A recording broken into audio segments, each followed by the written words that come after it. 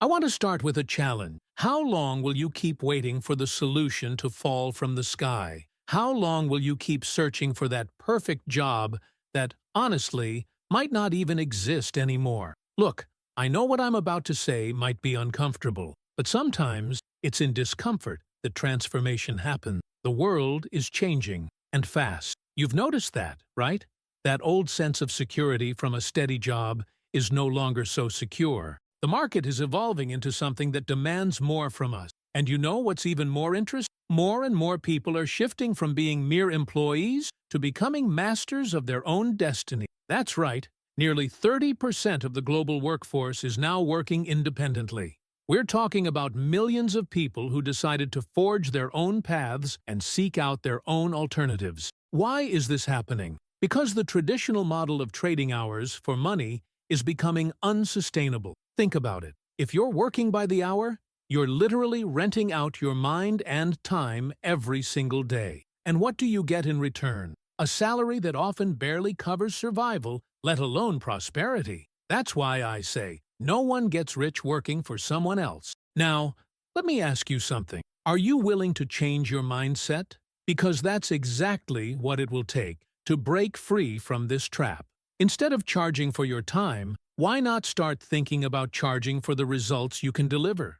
That's how truly successful people live. They create their own project, manage their own time, and, most importantly, build something that truly holds value. Of course, I know what you might be thinking. Oh, but starting a business is hard. It takes time. Yes, it does. And that's precisely why so few people do it. Building a successful business requires effort and resilience. But let me tell you a secret. Even if your business doesn't turn a profit in its early years, it can still hold tremendous value. Why? Because the value of a business lies in the future results it can generate. Take PayPal as an example. In 2001, when the company was still in its infancy, it wasn't making a penny in profit. Yet, its value was already impressive. Why? Because the people who invested in it believed in the potential future profits it could generate.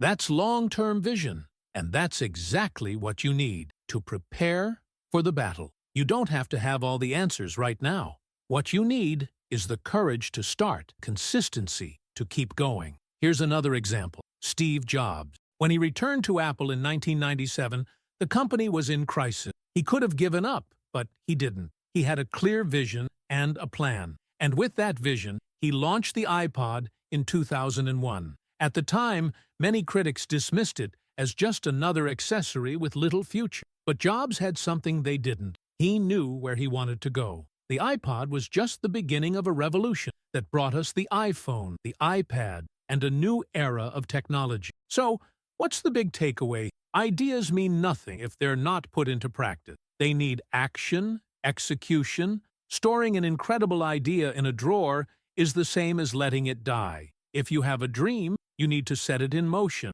And to do that, it's essential to surround yourself with the right people, those who can help you make it happen. And let me tell you one more thing. Opportunities won't come knocking at your door. If they're not coming to you, go after them. The future isn't something that just happens. It's created by you. And here's the good news. Today, there are more opportunities than at any other time in human history. We are surrounded by possibilities that often disguise themselves as problems. But pay attention. Problems are the raw material for great ideas. Successful people look at challenges and see in them a chance to grow, to transform. And I'll say it again because it's important. Every crisis brings with it an opportunity. Every single one. And when you learn to see this, you reach a new level. A level where problems stop being obstacles and start becoming steps toward your success. Now, let me ask you a question. What are you waiting for to take the first step?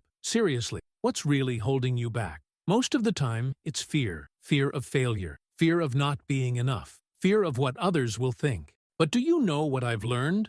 Fear never truly goes away. The secret isn't to avoid it, but to act despite it. Because, in the end, failure is just a lesson in disguise. And do you know what's even more fascinating? The greatest opportunities are hidden where no one else wants to look. Think about the world's biggest problems. Economic crises, climate change, lack of access to education, or healthcare. Each of these challenges is also an open door for innovative solutions. That's what successful entrepreneurs focus on. They look at what others see as difficulties and spot chances to make a difference. I like to think of success as planting a tree. You don't harvest the fruit the day after you plant the seed. It takes patience, care, and, above all, constant action. If you keep waiting for perfect conditions, you'll end up doing nothing. Conditions will never be perfect. But guess what? They don't have to be. Start with what you have, where you are. It's not the size of your initial resources that matters, but the size of your determination. And I want you to think big, but start small. Many people have grand visions but feel paralyzed because they don't know where to begin. Don't make that mistake. Choose a starting point. One step, no matter how small, already puts you in motion. And when you begin to move, new possibilities emerge. For example, think about today's technological advance. What used to be complex and expensive is now in the palm of our hands. You can start a business, reach clients, and create a global impact without leaving your home. It has never been so fast and accessible to begin something new. So, why not take advantage of that? Now, pay attention to another crucial factor: connection. No one achieves greatness alone. You need to build a network. Surround yourself with people who share your vision or who can help you expand it. It's the exchange of ideas, the mutual support, that transforms a good plan into a brilliant one. So ask yourself, who are you connecting with? Who is inspiring you? And, more importantly, who are you inspiring? Remember, it's not just about money. It's about impact. It's about creating something that makes a difference, something that brings real value to people's lives. Because when you deliver value, money naturally follows. People are willing to pay for something that solves their problem, that improves their lives. Speaking of which, let me highlight another point: the importance of shifting your mindset. You need to start thinking like a creator, not just someone who consumes or executes. A creator sees opportunities where no one else does. A creator understands that every day is a chance to build something new. And that doesn't mean you have to invent something revolutionary. Often, it's about taking an existing idea and making it better, doing it differently, doing it better. Now, I know all of this might seem intimidating. That's normal. But remember what I said about fear? It only has power over you if you let it. The only way to overcome it is to act. Small steps, small victories. And suddenly, you realize you're stronger, more confident, and better prepared for greater challenges.